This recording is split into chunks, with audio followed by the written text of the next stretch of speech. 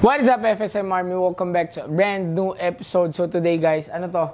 So, pagsasabayin natin yung vlog natin. Meron tayong car vlog and then shoe vlog, syempre. Dito sa store.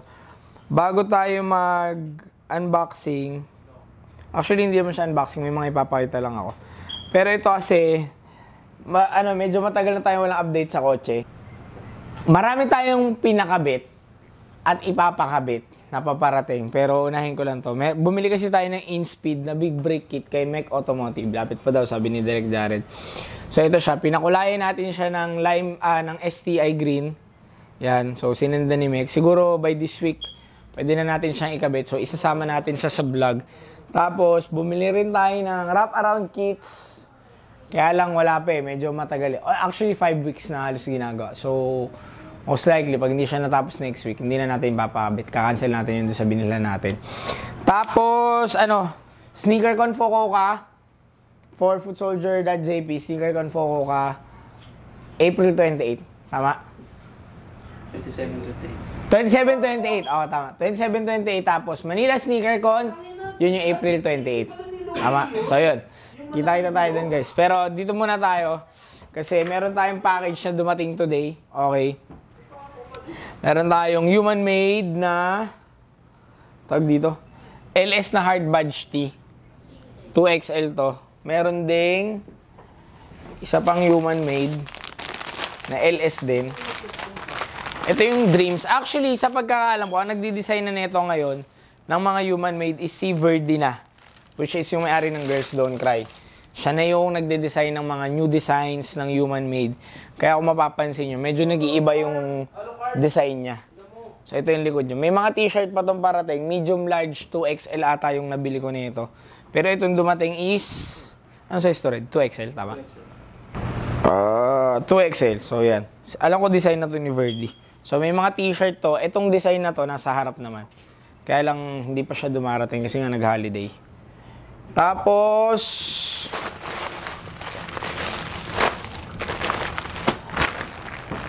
eto for pre-order na lang to, tol. Kasi nabili na rin to eh. Ibang size. OVO na, hindi ko, nakalimutan ko yung tawag. Eto, basta OVO siya, guys. Yan. Yan. Nakalimutan ko na yung tawag sa kanya. And then, as usual, alam nyo naman, isa tayo sa, may pinakamaraming gallery depth. Yan. Gallery depth na mechanic tee yung tawag dito. Yan, mechanic tee siya. So, brand new. Ayun guys, and by the way nga pala, okay, medyo naging trending tayo for the past week sa sneaker community. Ulitin ko, hingi ako ng pasensya doon sa mga nakapanood. Okay. Again, yung mga bata, wag niyong gagawin nyo kasi unang-una hindi nyo dapat dinadala sa social media yung problema nyo, okay? It's just sobra na kasi siya. Okay? And ang daming nagme-message.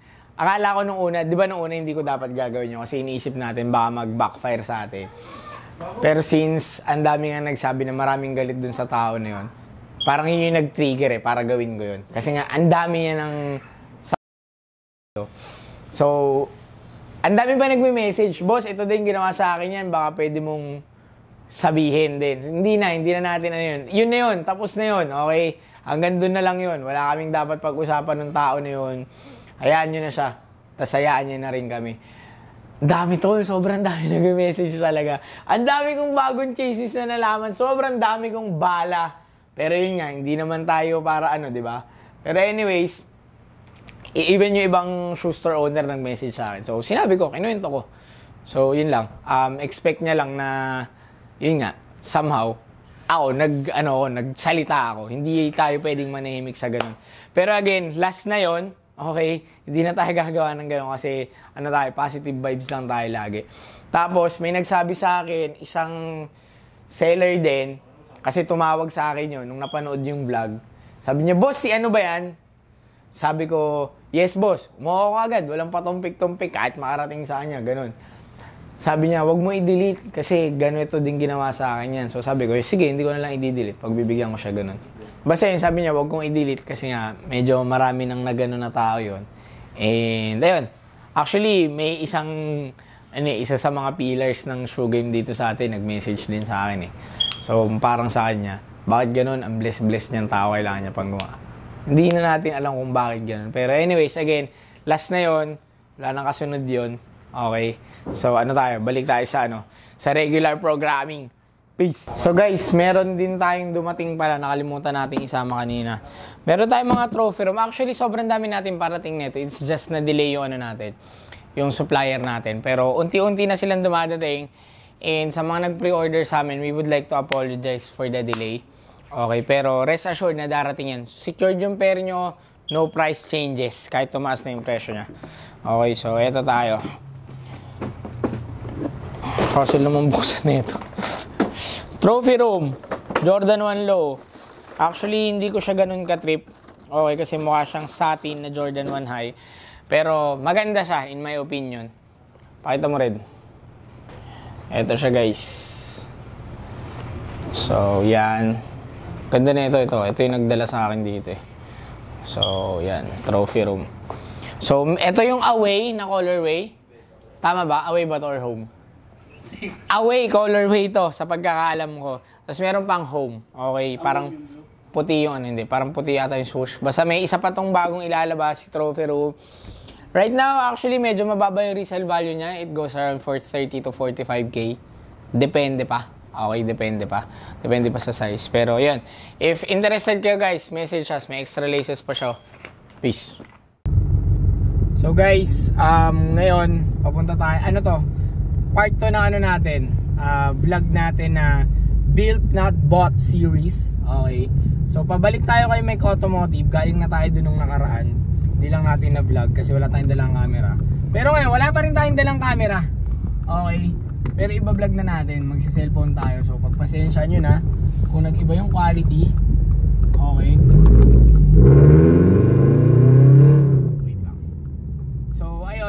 Papunta tayo kay Mike Automotive kasi bumili tayo ng BBK na in-speed, tapos pina-color match natin siya na lime yellow, tapos nilagyan ng STI. So yun, ginawa siyang parang STI BBK, pero hindi siya STI, in-speed siya. So punta tayo doon, ikakabit yun. Tapos yung engine bay natin, papakita natin sa inyo kasi nung nakaraan may mga nadagdag sa engine bay natin. So sama kayo sa amin. Peace. Guys, andito na tayo sa Mike Automotive. Ikakabit na yung BBK natin. Ayun siya. So, para mag-match siya dito sa kulay na to, kaya natin siya pina-color match ng ganyan. Guys, nakabalik na tayo dito sa store, okay? So, papakita ko yung kotse sa inyo. Actually, nagkaroon ng konting aberya yung BBK natin. Pero, bago natin ipakita and ano yung naging resulta, okay, napaganda ba napasama? Tayo mo rin, okay na mag-decide kung napaganda or napasama yung aberya na nangyari. Pero bago natin ipakita yung BBK, ito yung gallery depth na eBay T. So, available siya in-store and also available via pre-order. So, MLXL ang available in-store. Pero pre-order ata natin hanggang 2XL. Not sure. If ever, message siya lang kayo sa page. Okay. So, punta natin yung nangyari sa BBK. Tapos, konting update na rin. And, yung ibang pinapakabit natin sa engine bay, hindi pa dumating. So, puntahan natin. So, guys, ayun na yung in-speed natin na BBK na pinagawa nating STI lime yellow colorway, hindi kasya. Kasya yung rotor, pero yung mismong caliper, hindi kasya sa mags ko. So, binigyan ako ni Boss Mick ng option. It's either magpapalit ako ng mags, which is ayaw nga kasi gustong-gusto ko yung mags na yan, or magpapalit tayo ng BBK para may maikabit ngayon. So, pinili natin, nagpalit tayo ng BBK. So, pakita natin. Tara!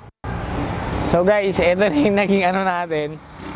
Yung naging BBK natin is yung AP Racing. So, nagpakabit tayo ng AP Racing na color red for now. Okay? So, papakulayan na lang din natin to ng ganito. Pero, probably by next week na kasi para lang para makauwi tayo ng hindi sayang yung pagod natin. Pinakabit na muna natin siya. So, baka may magsabi sa inyo bakit papakulayan ko pa. Kasi nga, yun yung theme ng kotse natin eh. Blue and then yellow lime. Kasi yun yung original colorway ni Subaru nung nagda-WRC pa sila. So, ito, papaano natin to. Color match siya dito. Tapos, Pakita natin yung konting update sa ano. Actually, mas napaganda, sa totoo lang. Mas napamala ko ng konting-konti lang naman. Pero mas napaganda. Pati likod yan, 6-pot yung harap, 4-pot yung likod. So, pakita natin yung nangyari sa engine bay na updates. Mainit-init